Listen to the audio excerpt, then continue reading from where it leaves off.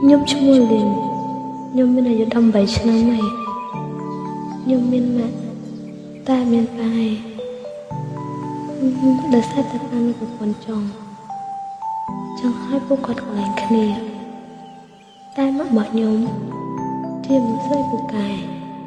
គាត់រឹងមាំបើទោះបីជាអត់មានប៉ាគាត់ក៏ឲ្យខ្ញុំរស់នៅយ៉ាងស្រួល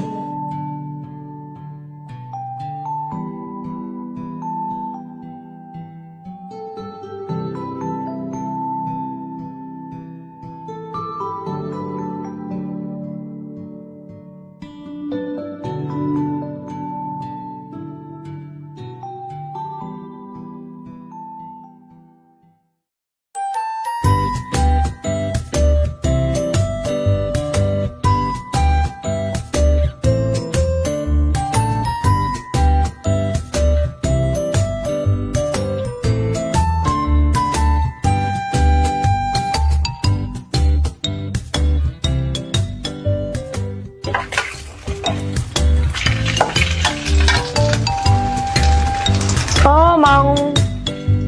6 កន្លះជាងហើយហៅកូនទៅរៀនសិនកូនលីនអើយកូនលីនទៅរៀនកូនឡំហើយ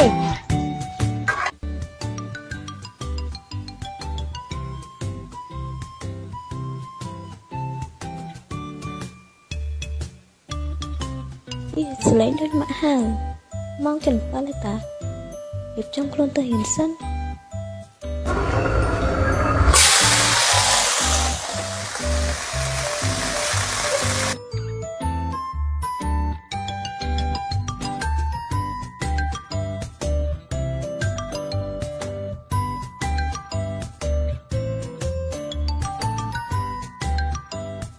ម៉ាក់កូនទៅរៀនណា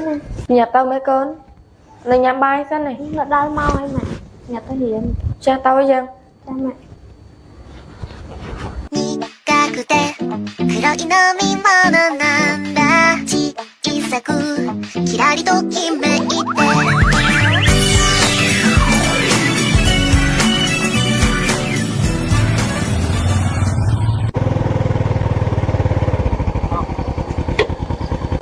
ម៉ាក់អត់មានមនុស្សចឹង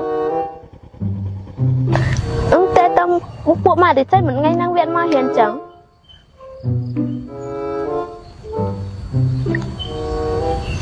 ឡូវមិត្តភក្តិមិនថ្ងៃហ្នឹងហានមករៀនចឹងថ្ងៃហ្នឹងអាទិត្យតាថ្ងៃហ្នឹងអាទិត្យមិនយើងអត់ដឹងថ្ងៃក្តៅខ្លួនមិនមែនថ្ងៃអាទិត្យបានហើយចឹងចាប់មែន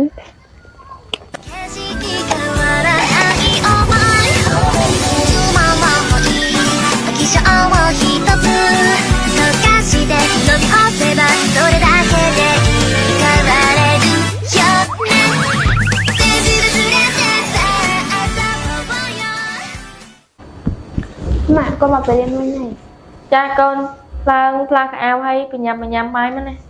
ចាម៉ាក់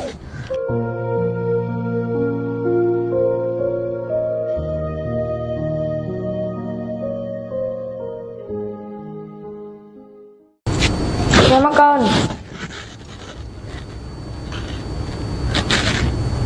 កូនដឹងថ្ងៃនេះជាថ្ងៃអីអត់ម៉ាក់នឹងកូនសុំទៅដែរមិត្តភក្តិកូនមកណែណា